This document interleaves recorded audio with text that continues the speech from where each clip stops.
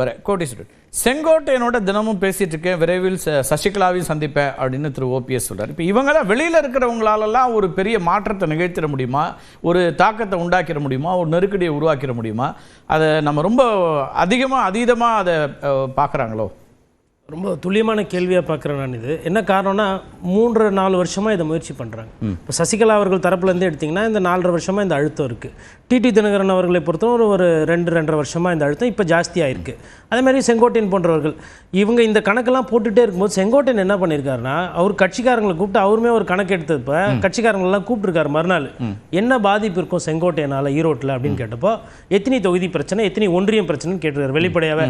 அப்புறம் எல்லாரும் வந்து ஒருத்தர் பார்த்துட்டு 2 தொகுதி தான் பிரச்சனை, பெருந்துறையில் ஓரளவுக்கு பிரச்சனை இருக்கும், கோபிச்செட்டிப்பாளையத்தில் அதை தாண்டி ஒன்றும் பிரச்சனை இல்லை அப்படின்னும் போது அதுக்கப்புறமா அவர் என்ன பண்ணியிருக்காரு, செங்கோட்டையன் நீக்கிட்டா என்ன ஆகும் அப்படின்றதும் விவரிச்சிருக்காரு.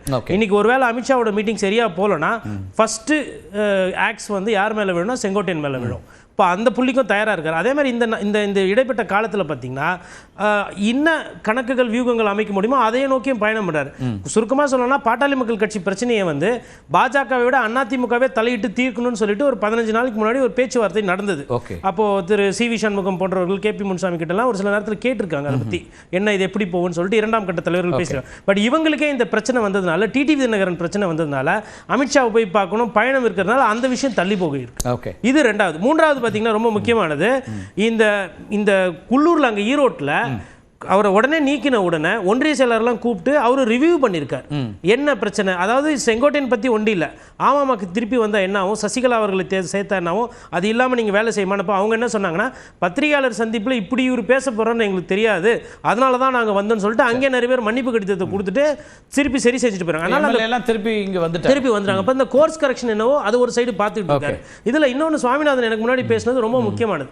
ஆனால் இதில் பதவி நீக்கப்பட்டவர்கள் யாரும் போய் திரு எடப்பாடியை பார்த்து நாங்க தெரியாம போயிட்டோம் அப்படின்னா ஒன்னும் சொன்ன மாதிரி தெரியல. அவங்க எல்லாம் இன்னும் செங்கோட்டையனோட தான் இருக்காங்க.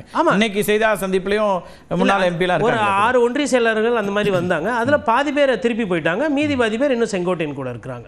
அப்போ அதை வைத்து பார்க்கும்போது இன்னொன்னு, இந்த முக்குளத்தூர் பிரச்சனையில இது பிரச்சனை ஆகுதுன்னு தெரிஞ்ச உடனே ஃபார்வர்ட் பிளாக்கோட நீண்ட நாள் கோரிக்கை ஐயா முத்துராமலிங்க தேவருக்கு பாரத ரத்னா கொடுக்கணும்னு.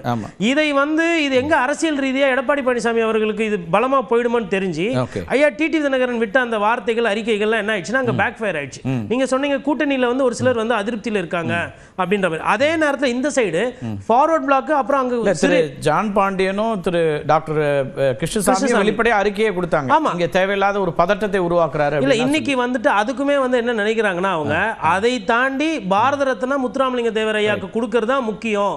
இவங்க கோரிக்கை வைத்தாலோ இல்ல இவங்க எதிர்மறை ஆற்றினா பிரச்சனை இல்ல. அது இன்னொரு விஷயம் என்ன ஆகி போச்சுன்னா, அவர் கரெக்டா சொன்னாரு, டிடிவி தினகரன் அவர்களுக்கு அங்க உள்ளுக்குள்ளேயே பிரச்சனை. குறிப்பா அந்த தேவர் பேரவை சேர்ந்த இளைஞர்கள்லாம் வந்து நிறைய பேர் வந்துட்டு என்னன்னா சமூக வலைதளத்தில் பிரச்சாரம் போட ஆரம்பிச்சிட்டாங்க. இவர் ஊருக்கு வரட்டும், அப்ப நாங்க கேள்வி கேட்கிறோம், தேவரை விட உங்களுக்கு உங்க அரசியல் பெருசா போச்சா அப்படின்ற இந்த பிரச்சனையும் வந்து வருது. அப்ப என்னன்னா இந்த கூட்டணி பேச்சுவார்த்தை. இன்னொன்னு, நண்பர் வந்து ராமசாமி ஒரு விஷயம் உண்மைகள் சொல்லாம போயிட்டார். காரணம் அவரோட நிலைப்பாடு இருக்கலாம். என்னன்னா இந்த பிரச்சனைக்கு முழு காரணம், முக்காவாசி காரணம் அண்ணாமலை அவர்கள். அவர் தான் ஒரு 38% நம்ம வளர்ந்துட்டோம், இதெல்லாம் சேர்த்தா வந்துடும் சொல்லிட்டு ஒரு அமித்ஷா கிட்ட ஒரு கணக்கு கொடுக்குறாரு. அப்போ அந்த சதவீத வாக்கு வரலாம் தனக்கு பிரச்சனை, அவரு தான் இந்த மாதிரி முதல்வர் வேட்பாளர் சொல்லலை அப்படின்னு சொல்லிட்டு எல்லாருக்கும் போய் நம்பிக்கை கொடுத்தது. அதை டிடிவி தினகரன் போட்டு உடைச்சிட்டார். டிடிவி தினகரன் அவர்களை நம்ப வச்சு எனக்கு முக்கியத்துவமே இல்லை, ஜி.கே. வாசன் ஐயா அவர்கள் ஒரு விழா எடுக்கிறார் மூப்பனாருக்கு, அது கூட கூப்பிடலன்னு போது அவரு கடுப்பானார். நயனார் நாகேந்திரன் அவர்கள் அவர் பங்குக்கு என்ன பண்ணார்னா, ஃபோன் எடுத்தா ஓபிஎஸ் ஃபோன் பண்ணாவோ அப்பாயின்மெண்ட் கேட்டால் கொடுக்கல, ஏன்னா இபிஎஸ் கோச்சிக்க போறாருன்னு சொல்லிட்டு அவர் தள்ளி வச்சார். இன்னொரு முக்கிய காரணம், அவருக்கும் நயினார் நாகேந்திரன் அவர்களுக்கும் சசிகலா அவர்கள் அந்த குடும்பத்துக்கும் ஆல்ரெடி பழைய பகை இருக்கு, நிறைய நேரத்தில் அரசியல் ரீதியா பாதிக்கப்பட்டவர். அவர் அதையும் யூஸ் பண்ணிட்டார். இதெல்லாம் சேர்ந்து தான் வந்து இந்த ரீஜனல் பவர் யாரு அப்படிங்கறத காமிக்கிறதுக்கான ஒரு இடமா நயினார் நாகேந்திரன் அல்லது ஓபிஎஸ் இவங்களுக்குள்ள இருக்கக்கூடிய முரண் தான் இது. வந்து இப்போ நயினார் பாத்தீங்கன்னா இப்ப சரி செய்யறதுக்கு இப்ப தொலைபேசியில பேசி இருக்கிறாரு.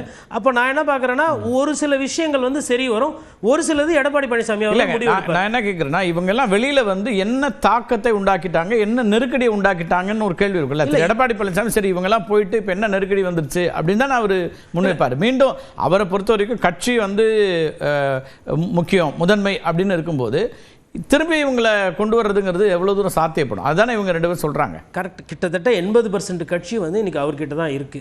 தொண்டர்களும் அதிகமான எண்ணிக்கை அவர்கிட்ட தான் இருக்குது. பட் ஆனால் வாக்கு அரசியல்னு வரும்போது மேபி 10 ஓட்டில் தோத்தாலும் தோத்து தான். சரி, இந்த கணக்கை வந்து கண்டிப்பாக பிஜேபி கூட்டணியில் இருக்கிற ஒரு காரணம். இன்னொன்று திமுக வந்து இங்கேருந்து அகற்றணுன்றது பிஜேபி ரொம்ப குறியாக இருக்குது. அவங்க வந்து இது ஒரு பிரஸ்டீஜ் வெளிப்படையாகவே சொல்லிட்டு இருக்காங்க, நேர்மறையாக சொல்லிட்டு இருக்காங்க. அப்படி இருக்கும்போது அவங்க வந்து என்ன சொல்லுவாங்கன்னா, ஒரு 10 ஓட்டு கிடைக்குது அதை எதுக்கு விடுவானே, இல்லை ஒரு 2000 ஓட்டு ஒரு தொகுதியில் கிடைக்குது, ஒரு தொகுதியில் 20,000 ஓட்டு கிடைக்குது, அதை எதுக்கு விடுவானே அப்படின்ற அந்த புள்ளியில இருந்தா பேசுறாங்க. இபிஎஸ் அவர்களை பொறுத்தவரை என்ன நினைக்கிறாருன்னா, இவங்கெல்லாம் இல்லைனாவே நான் நிம்மதியாக வேலை செய்வேன். இவ்வளவு பிரச்சனைக்கு நடுவுலையும் பார்த்தீங்கன்னா அவரோட பிரச்சாரத்தை வெறும் அமித்ஷாக்கு வேண்டி தான் தள்ளி போட்டுருக்காரு. எந்த நாளுமே ஒரு நாள் பிரேக்கோ இல்லை எதுவுமே பண்ணல. அவர் என்ன வேலை செய்யணுமோ அவர் என்ன நீக்கிறது, கிட்டத்தட்ட இந்த 2 மாசத்துல 3 மாவட்ட செயலரை நீக்கி இருக்காரு, செங்கோட்டையன் உட்பட.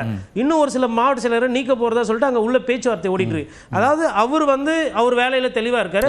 அவரை சேலஞ்ச் பண்றது யாரா இருந்தாலும் சரி, அது அமித்ஷாவே இருந்தாலும் சரி, அதுல இருந்து வெளியில வர்றதுக்கோ இல்ல சீட்டை குறைக்கிறதுக்கோ உண்டான வேலைகள் கண்டிப்பா செய்யக்கூடிய அவர் ரொம்ப உறுதியா தான் இருக்காரு. அப்ப அந்த அப்பர் ஹேண்ட் குறைஞ்சதுங்கிற அரவிந்த் குணசேகரனுடைய பாயிண்ட்ல கொஞ்சம் அது அப்பர் ஹேண்ட் எப்போ குறையும்னா, மேபி ரைடு கீடு எதுனா அமலாக்கத்துறை மூலமா விட்டாங்கன்னா குறையும். மற்றபடி அரசியல் ரீதியெல்லாம் வந்து 15 சீட்டோ அப்படி வந்து தேர்தல் நேரத்தில் அது வந்து அவங்களுக்கு சிம்பத்தியா தானே சார் இருக்கும். என்ன நடக்குதுன்னு மக்களுக்கு தெரியாம இருக்கும், மக்களுக்கு தெரியாம இருக்கும். பட் இதுதான், ஏன்னா அந்த டைம் பீரியட் முடிஞ்சு போச்சு.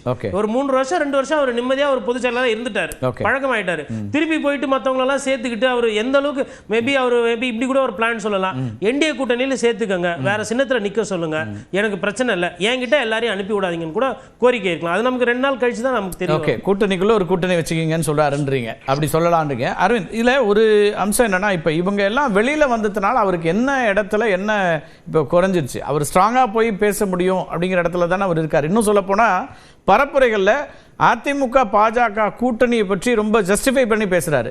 நாங்க கூட்டணி அமைச்சதுனால திமுகவுக்கு தோல்வி பயம் வந்துருச்சு, அதனால முதலமைச்சர் விமர்சிக்கிறாருலாம் சொல்றாரு. அப்ப பாஜகவை இன்னும் கூடுதலா பாஜகவோட கூட்டணி அமைச்சது சரிதான் அப்படின்னு ஜஸ்டிஃபை பண்ணி பேசிட்டு இருக்கிற எடப்பாடி பழனிசாமியை கூப்பிட்டு அவங்க வந்து நெருக்கடி தருவாங்களா? அது அந்த அப்பர் ஹேண்ட் குறையுதுன்னா அவர் அதையே அவர் முன்வைக்க மாட்டார்ல. இப்ப சமீபத்தில் பரப்புரை கூட்டத்தில் கூட அதை முன் வச்சார், பேசினாரு. எடப்பாடி பழனிசாமியை பொறுத்த வரைக்கும் பாஜகவை எந்த இடத்துலையும் விட்டு கொடுத்து பேசல. பிரச்சாரத்துல எல்லா இடத்துலையும் பாஜக கூட்டணியினால் என்னென்ன செய்ய முடியுங்கிறதுக்காக தான் ஒரு ரொம்ப ஸ்மூத்தான ஒரு கேம்பெயின் தான் பண்ணியிருக்காரு. ஆனா இந்த கேம்பெயின்லாம் நடந்துட்டு இருக்கும் போது அமித்ஷா செங்கோட்டையனை பார்த்தாருங்க. அமித்ஷா நினைத்திருந்தால் செங்கோட்டையன் பார்ப்பதை தவிர்த்திருக்கலாம், பாக்குறாங்க. சரி, செங்கோட்டையன் என்னென்னமோ சொல்றதெல்லாம் சொல்லிட்டாருன்னு வைங்களேங்க. நிர்மலா சீதாராமன் நேற்றைய தினம் தமிழகம் வந்தாங்களே, அவங்க வந்து இபிஎஸ் வந்து பார்த்துட்டு போயிருக்கலாம்ல. இஃப் அட் ஆல் பிஜேபி இதை வந்து ஸ்மூத்தா ஹேண்டில் பண்ணணும், இபிஎஸ் அண்டர்மைன் பண்ணக்கூடாது, இபிஎஸ் ஓட தலைமையை நம்ம இன்னமும் ஸ்ட்ரென்தன் பண்ணணும்னு நினைச்சிருந்தாங்கன்னா, நேற்றைய தினம் நிர்மலா சீதாராமன் வரும்போது நிர்மலா சீதாராமன் வந்து இபிஎஸ் பார்த்துட்டு போயிருக்கலாம்ல. ஆனா இபிஎஸ் புறப்பட்டு டெல்லி போய் அமித்ஷா பாக்குறக்கும், அமித்ஷா புறப்பட்டு தமிழகம் வந்து இபிஎஸ் பாக்குறக்கும் ரொம்ப டிஃபரன்ஸுங்க. பாரதிய கட்சியினுடைய மூத்த ஒரு தலைவர், அப்புறம் உள்துறை அமைச்சர், அந்த பொறுப்புல இருந்து இவங்க போய் பாக்குறதுல அது ஹைரார்கி பிரச்சனை வருதுன்னு பாக்குறீங்களா? இல்லைங்க, இப்போ கூட்டணி அறிவிக்கும் போது அமித்ஷா தமிழ்நாட்டுக்கு வந்து தானுங்க அறிவிச்சார், இபிஎஸ் பார்த்து தான் அறிவிச்சார். அப்போ நாம் ஒருத்தரை போய் பார்ப்பதற்கும் அதுக்கு முன்னாடி திரு எடப்பாடி பழனிசாமி அங்க போய் அவரை பார்த்ததும் உங்களுக்கு நினைவு இருக்கும். கட்சி அலுவலகம் திறக்க போது அங்க போயிட்டு அப்ப போய் பார்த்துட்டு வந்தாங்க. அதான் நான் சொல்றேங்க, நாம ஒரு இடத்துக்கு போகும்போது, அதுவும் நமக்கு முன்னாடி நம்ம கட்சியில இருந்து ஒருத்தர் வந்து பார்த்து பேசிட்டு போயிருக்காரு. மீண்டும் நம்ம போகும்போது நம்ம அதை கிளாரிஃபை பண்ற இடத்துல தான் நம்ம இருப்போம். நம்ம புதுசா ஒரு டிமாண்ட் வைக்கிற இடத்துல நம்ம இருக்க மாட்டோம். ஒண்ணு. இரண்டாவது, இன்னைக்கு தேதியில இபிஎஸ் பிஜேபி அண்டர்மைன் பண்ணாங்கன்னா அது கூட்டணி மேலும்